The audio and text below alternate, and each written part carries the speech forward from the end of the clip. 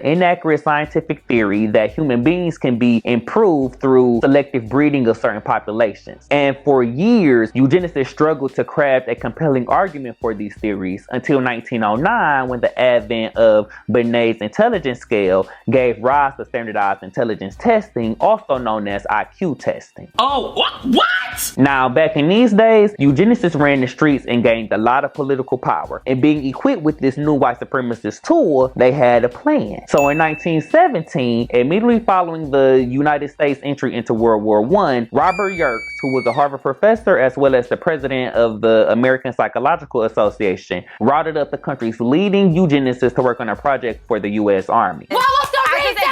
Remember I said Benet didn't want his tests used for anything other than what they were intended for? Yes. Well, that's exactly what this project with the Army led to. Unintended widespread use. I don't understand that. I really just can't comprehend it. This project with the Army was to develop a group intelligence test as well as a group intelligence scale. During World War I, standardized testing was used to separate 1.5 million soldiers into units segregated by race and by test scores. And though these tests were scientific, they were extremely biased, with test makers over-selecting test items that white test takers would perform well on, but under-selecting test items that black test takers would perform well on, leading to nothing but inequitable outcomes.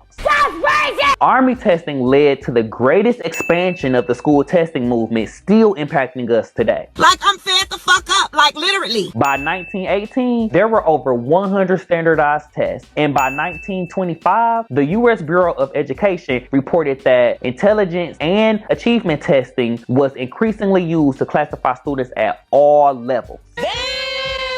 By the 1950s and 60s, top universities only wanted the smartest students, and their preference to identify who the brightest students were based on their test scores disproportionately impacted black students, who were overwhelmingly disenfranchised through these tests because of the biases baked within the exams. I told y'all niggas. According to the National Center for Fair and Open Testing, black students on average score lower on college admissions tests, impacting their ability to get merit scholarships, which then contributes to the racial gap that we see within college admissions, college enrollments, and college graduations. Girl, what's going on? Black students, especially males, are disproportionately placed or even misplaced into special education simply based on these test results. Nothing new, nothing changed, same old shit. The use of high-stakes testing perpetuates racial inequalities, and though most test makers do scan their tests for obvious bias, their efforts do not detect underlying bias that might be baked into the form or content of the test. It was all a lie. These biases have long-ranging and damaging consequences not only for students and their families, but also for the economic well-being of their